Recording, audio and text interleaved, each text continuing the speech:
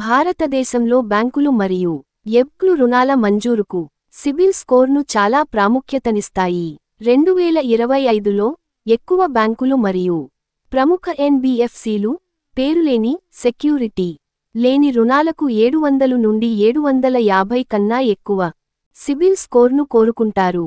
అయితే సెక్యూర్డ్ లోన్లకు ఇంటి, వాహన రుణాలు 600 నుండి 650 స్కోర్ ఉన్న అవకాశం ఉంటుంది, ఎందుకంటే వాటికి బంధకమైన ఆస్తి ఉంటుంది. రుణ రకానుసారం కనీస సిబిల్ స్కోరు. పర్సనల్ అన్సెక్యూర్డ్ లోన్లకు బ్యాంకులు సాధారణంగా 700 నుండి 750 కన్నా అత్యుత్తమంగా చూస్తాయి.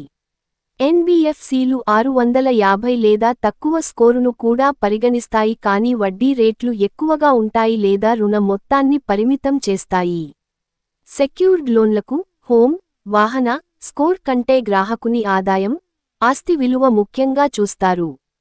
ఎంఎస్ఎంఈ, బిజినెస్ లోన్లకు తక్కువ స్కోర్ ఉన్న బిజినెస్ నిలకడ ఉంటే ఎన్బిఎఫ్సిలు సిఏబి మూల్యాంకనంలో మినహాయింపు ఇస్తాయి. ఆర్బీఐ మరియు ప్రభుత్వ మార్గదర్శకాలు.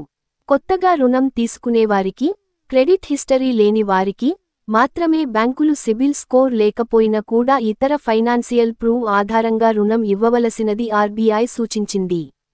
ఉన్న వారి కోసం మాత్రం స్కోర్ అత్యంత ప్రాముఖ్యతను కలిగి ఉంటుంది. 750+ అయితే మంచి వడ్డీ రేట్లు, వేగవంతమైన ఆమోదం. 700 నుండి 749 అయితే సాధారణ స్వీకృతి. 650 కంటే తక్కువ అయితే బ్యాంకులు ఎక్కువ రేట్లు లేదా హామీదారును కోరుతాయి. ఇతర కీలక అంశాలు. క్రెడిట్ కార్డ్ వినియోగం 30% లోపలుండాలి. ఉద్యోగ స్థిరత 1.5 సంవత్సరాలు పైగా ఉంటే బెటర్. నెలవారీ ఏమిలు ఆదాయంలో 45% లోపల ఉండటం మంచిది.